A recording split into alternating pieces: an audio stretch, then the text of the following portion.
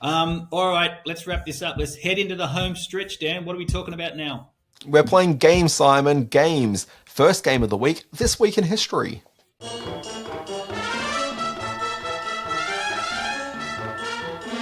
All right, my friend. I think I've got an easy bunch of questions. This isn't going to take long, but we'll see how you go.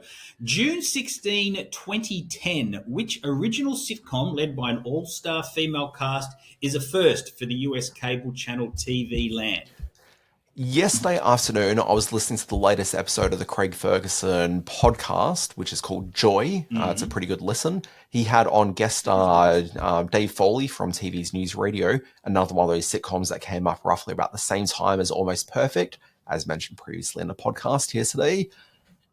The two of them were talking about how they both guest starred on what I believe is this very show that you're asking is the question. But even if I hadn't heard that yesterday, I'd still be able to tell you this is Hot in Cleveland.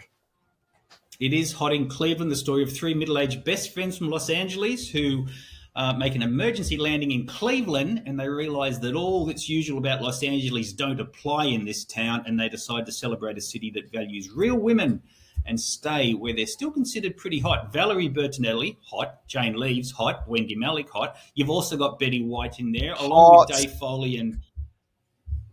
What? Hot, very hot. Along with Dave Foley and Craig Ferguson, you've got Carl Reiner and John Mahoney and Aussie Alan Dale guesting on a lot of episodes, and the wonderful Georgia Engel as well, who's a TV staple. You won't know the name, but you will know the face. So, Hot in Cleveland. I watched a handful of episodes. The blooper reels are great. So if you get a chance to watch those, please do. June 2017, which actor announces he has retired from acting at the ripe old age of 60 on June 2017? No, I'm not too sure. Who was it? Hit me. It is one Daniel Day-Lewis. Oh, of course. He had retired from acting after several months before the release of the Paul Thomas Anderson film. He did Phantom Thread. It earned him another Oscar nomination, but it has been his final film. He hasn't made another movie since. So do come back, DDL. We love your work. No, I say keep away. No, he's walked off the stage. Let him just do that. Like, don't come back. It's never going to be as good. His life. I think he went to carpentry. I think he did a bit of that for a while. So good luck to him. June 22, 1990. Which young comic joins SNL? His first big break on the road to movie stardom. So 1990. That's when he started having this sort of big influx of talent changes at SNL. Like it was another cycle of it. So that's when he started getting in like your Chris Farley's, your David Spades, your Phil Hartman from TV's News Radio. He would have been around for a year or two by then. What other names do I want to drop in? Look, let's just go with the one that I think is the name you're looking for. It would be the Sandman himself, Adam Sandler. It is Adam Sandler. Dennis Miller, who was on SNL at the time, brought Sandler to Lorne Michaels, and he auditioned, but he was originally employed as a writer.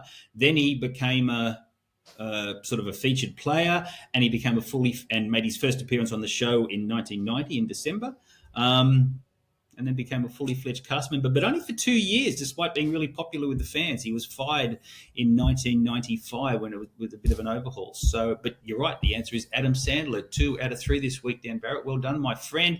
Let's go to birthdays. Simon, do you want to correct yourself there? What have I done? Well, you said that he came on in 1990 and got fired at 95, which was apparently 2 years. Yeah. That's not it. 19 to 1995. What do you mean? That's 5 years. You said 2 years. He was on the cast officially for 2 years. He made his first appearance on the show in 1990, but didn't join the fully fledged cast until 93, 94. Okay, well, we'll run it past the lawyers later. Okay, birthday quiz. Okay, birthday quiz. No, not happy birthday. No, not that. Please, no, not happy birthday. This week's birthday quiz, I think, is a walk-up start. I think you're going to get this without taking a breath. June 20, 1952, one John Goodman. June 20, 1940, the late, great John Mahoney. June 21, 1947, Michael Gross, and June 21, 1941, also late, also great, Joe Flaherty. What could these 4 actors all have in common. No clues. This is too easy. Give it a shot. Okay, John Goodman starred in a TV program, Roseanne, where he played someone who specialized in drywall. John Mahoney was known from the TV sitcom Frasier, where he was also another blue-collar worker.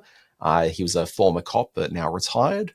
Michael Gross is an outsider here. He worked for the local PBS affiliate in Indiana. And then you got Joe Flaherty, who has obviously appeared as a vampire, but also as the hardware owner in a TV show called Freaks and Geeks. And look, nothing connects all of those because Michael Gross is obviously a outsider as a white-collar worker versus those other blue-collar workers. But sure, I guess they were all fathers in TV sitcoms, or comedies at least. Well done. God, you went a long way around to get that one. Yes, they were all sitcom dads. John Goodman, of course, from Roseanne and the Connors, John Mahoney from Frasier, Michael Gross from Family Ties, and Joe Flaherty from Freaks and Geeks. Well done, my friend. You were spinning that in all sorts of directions. I didn't know what you were going to do. But yes, you got it. Well done, my friend. Well done. Yeah, look, and it was about time that we referenced Joe Flaherty as Count Floyd at some point in this podcast. It's true. It's a long overdue. What a great man. He was the one of the Russian guards in Stripes who got blown up at the end. And he's done so much good work. Vale, Joe He has. Flaherty. Screen Watching, you can read us at Screen Watching Podcast on the Facebook, Threads, and YouTube. We are at Screen Watching, or please write to us, screenwatchingpodcast@gmail.com. Read my writings at screen-space.net. Dan Barrett? I've got a little newsletter that comes out 5-6 times a week, and I talk about all things screen and screen culture there. Find it at alwaysbewatching.com. It runs you through all the big news stories and heads up about various programming stuff you might need to be across, and also trailers. So many trailers. Yeah, you do good trailers. I'll give you that. What was that great moment of Zen you had during the week that it's probably too long to explain on a podcast, but it was very funny. You do choose your moments of Zen, moments of Zen, I think you call it. Very well, do get onto this newsletter. So the Daily Show ends every episode with its moment of Zen. So I occasionally, when I've got something sort of good up my sleeve, I'll drop in a meme-ment of Zen. And so it's like just a funny meme that I've seen floating around. What was it earlier in the week? I don't remember what I... It was the Batman one, why put a theatre next to the crime alley. Oh, that's right. It was just a post that I saw on Blue Sky.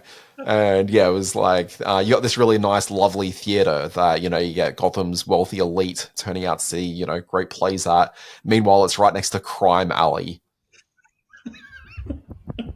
That was very funny. Then he made another comment about let me dream. Don't bring the little man down if he's got dreams, which I thought was very funny. All right, let's wrap up this podcast. My friend, you've done a good job. Let's talk next week. Yeah, sure. Let's do that. Folks, we'll be back next week with more pod. We'll see you then.